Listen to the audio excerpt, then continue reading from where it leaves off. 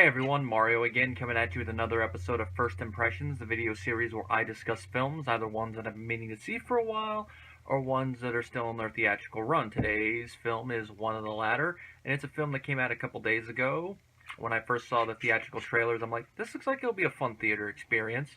I haven't seen many of this actor's films, especially in the theater, and considering that he's mainly done comedies the last decade, sans like small appearances in animated films like Kung Fu Panda, it'd be nice to actually see a film where he's going to be serious.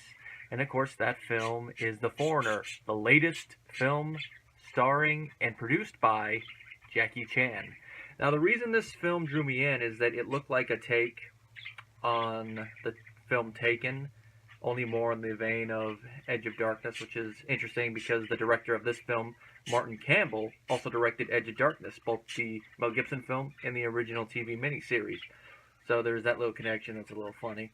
And since Pierce Brosnan is also in this film, it's also another little funny coincidence because Campbell directed one of the Brosnan Bond films, Goldeneye. So a nice little connection there.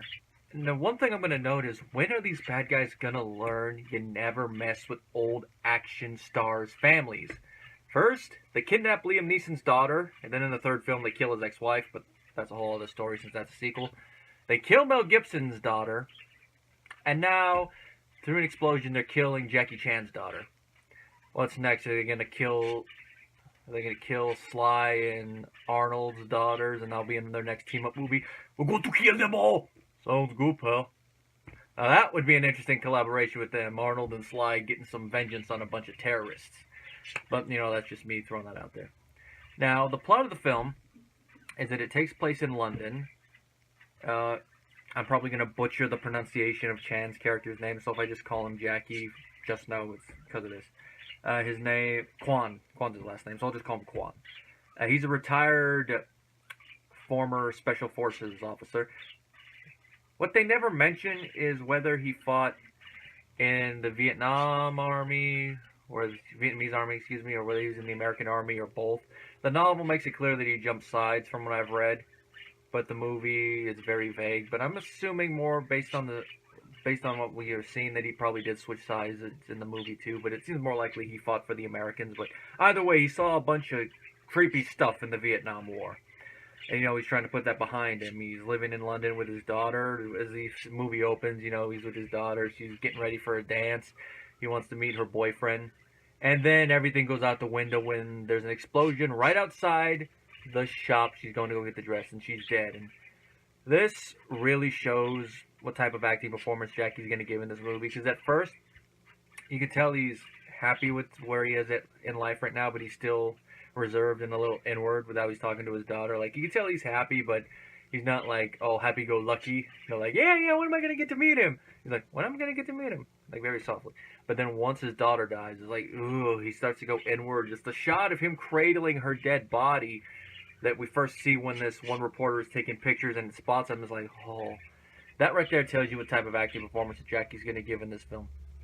It's very inward, but you could feel the emotion coming off him without him having to do a lot. Scenes where he's actually fighting people you believe, because, Jackie does all this stuff before. As I was joking with my friends when we were watching it, we did the usual Jackie Chan little sides, like, he doesn't want any trouble. Oh no, he's got a chair, amongst other stuff. But I guess you could say in this movie, he does want trouble. At least with the people that killed his daughter. And if you could probably take a wild guess who it is that did it.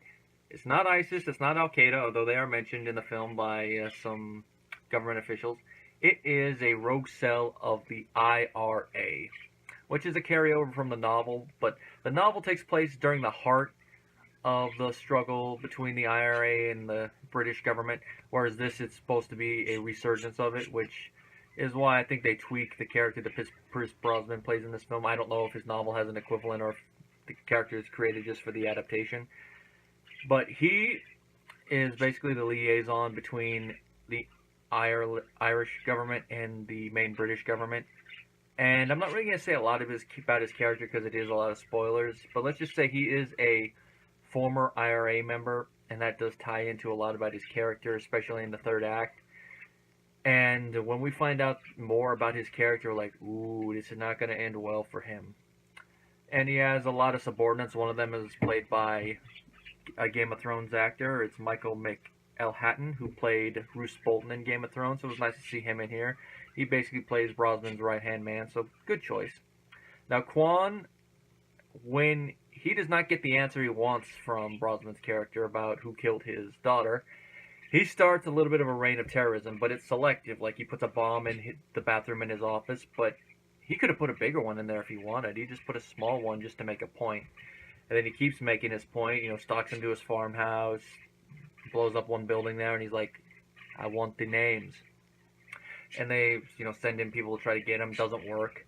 At the same time, the government's trying to find the people that did cause the explosion, and they're planning their next move, which is going to involve a bomb on a plane. And the way that they did it just had me worried a little bit, since, I work security, and we do x-ray scanning. Just the way that they're creating the bomb, like, wow. That is a really scary thought, because the way they explain it, that it would look the same on x-ray, it's like, oh, fuck. If someone were to try to bring something like that into the courthouse where I worked at, we'd be, as George Carlin said it, shit out of luck and jelly well fuck. And of course, in the end, Jackie Chan does find out who does kill his daughter, and it's the type of scene you would expect. One thing I'll say I like about Jackie in this movie is that he's not 100% invulnerable. He does actually get his butt kicked a couple times, but he does bounce back a little bit, but he does take damage. Like the scene where a lot of scenes where he's bleeding and he's hurt, which he's playing a 60-year-old former vet here. He's still going to have a lot of his skills, but it's a 60-year-old body. So, as Futurama said, the spirit is willing, but the flesh is spongy and bruised. And that comes along here. So, combined with why Jackie's doing this, it makes his character a little bit more relatable. And as the plot about the bombing is unveiled throughout the course of the film, it makes you really want to see him get his hands on a lot of these individuals, or at least the ones directly responsible for his daughter's death. And that's why I'd say the trailer does lie just a little bit. Now, it's truthful in the fact that Jackie Chan is kind of a one-man army in this movie, but it doesn't betray a lot about the other stuff about the plot, which it is a revenge story inside of a political thriller. But the political thriller is what drives the revenge story, because if it wasn't for all the political dealings, Jackie's daughter would not have been killed, and he would not have a reason for revenge. So they go hand in hand with one another. And given it's the IRA and all the political BS between Ireland and Great Britain, it works. And like I said, you identify with Jackie. And there is not, of the main cast, there's not really a bad performance in the film. There is a lot of serious moments, but then there is a couple moments that were funny. I mean, some of it is genuinely funny, and other ones it's moments that other people in the audience were laughing at, and I'm like, I see a little bit why that's funny, but it's one of those things you have to watch the film to understand entirely what I'm meaning. But some of the stuff that was kind of funny, at least to me, was stuff based more on the internet jokes with Jackie Chan, like, oh no, he's got a chair! He doesn't want any trouble! Oh no, he's got a scarf. Stuff like that. Stuff you would expect riff tracks to say that, just going mentally on in my head. And of course, since we saw with Alan before and after, we did a couple jokes with him, like, Chinese buffet 1 mile down the road. Is that Jackie Chan? Is that one Jackie Chan? Stuff like that. It's one of those things when you're seeing a movie with a group of friends like this, that it makes them, even if it's a stinker, which this movie wasn't, it makes the experience a little funner. Especially when we were watching the trailers, LJ sitting next to me, he's like, what's that movie about again? And then I'm coming up with a quick one-liner, like, blah, blah, blah, blah, blah, blah, blah, blah, blah, blah, blah, which is fun. I mean, I like seeing movies by myself, but when you're with someone, like at least a couple people, that makes it a little funner. Which I can't wait till we see another movie again one of these days. Now, Campbell's direction was pretty good. There was a little tiny amount of shaky cam I noticed, but it's not the kind that annoys me where every single action scene is shaky cam. It was just a couple of the close-ups. But you could still understand what's going on. What? And I think part of that is the fact that Campbell had a great cinematographer with him. He had David Tattersall as a cinematographer. He's worked on films like Con Air, Soldier, the Star Wars prequels. He did do the cinematography on the Netflix Death Note movie, which I've heard bad things about. He also worked, of course, on Gulliver's Travels, the 2010 one. So there's a miss in there. But he also worked on a Bond film, Die Another Day.